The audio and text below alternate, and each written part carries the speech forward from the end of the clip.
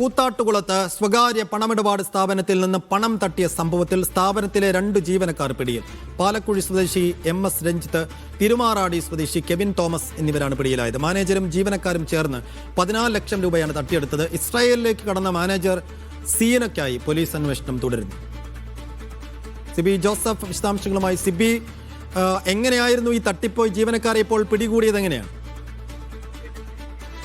2021-2023 കാലഘട്ടത്തിലായിരുന്നു ഈ തട്ടിപ്പ് നടന്നത്. അവിടെ കൂത്താട്ടുകുളത്തൊരു സ്വകാര്യ ധനകാര്യ സ്ഥാപനത്തിൽ ഈ 14 ലക്ഷം രൂപ തട്ടിയെടുക്കുന്നത്.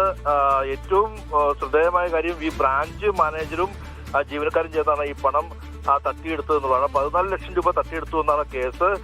ലോൺ എടുത്തവരിൽ നിന്നും തിരിച്ചടവായി ലഭിച്ച പണവും പലരുടെയും പേരിൽ ലോൺ എടുത്ത തുകയുമാണ് ഇവർ തട്ടിയെടുത്തത്. അത് വർഷങ്ങളായി ഇവർ ഇങ്ങനെ ചെയ്തുകൊണ്ടിരിക്കുകയാണ്. പിന്നീട് അത് പിടിക്കപ്പെടുകയായിരുന്നു. ഏകദേശം 60-ലധികം പരാതികളാണ് ലഭിച്ചത്. ഈ ഒരു കേസിലാണ് ജീവനക്കാരായ 2 പേർ അറസ്റ്റിലായത്. ഒന്ന് തിരുമാറാടി സ്വദേശിയായ കെവിൻ, മറ്റൊന്ന് പാലക്കുഴ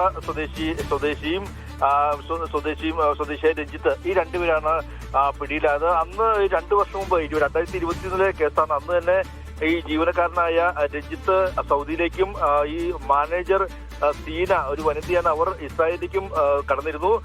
പിന്നീട് ഈ രഞ്ജിത്ത് സൗദിയിൽ നിന്ന് നാട്ടിലെത്തിയപ്പോഴാണ് ഇപ്പോൾ പിടികൂടിയിരിക്കുന്നത്. സീനയെ ഇപ്പോഴും പിടികൂടാൻ കഴിഞ്ഞിട്ടില്ല. സീന ഇപ്പോഴും ഇസ്രായേലിലാണ്, ഒളിവിൽ കഴിയുകയാണ് എന്നുള്ളതാണ് പോലീസ് പറയുന്നത്. എന്തായാലും ഒരു ധനകാര്യ സ്ഥാപനത്തിലെ മാനേജരും ജീവനക്കാരും ചേർന്നാണ് ആ ധനകാര്യ സ്ഥാപനത്തിലെ പണം ഇത്തരത്തിൽ 2021 മുതൽ 2023 വരെ കാലഘട്ടത്തിൽ ഏകദേശം 14 ലക്ഷം രൂപ തട്ടിയെടുത്തു എന്നാണ് കേസ്. ശരി സിബി.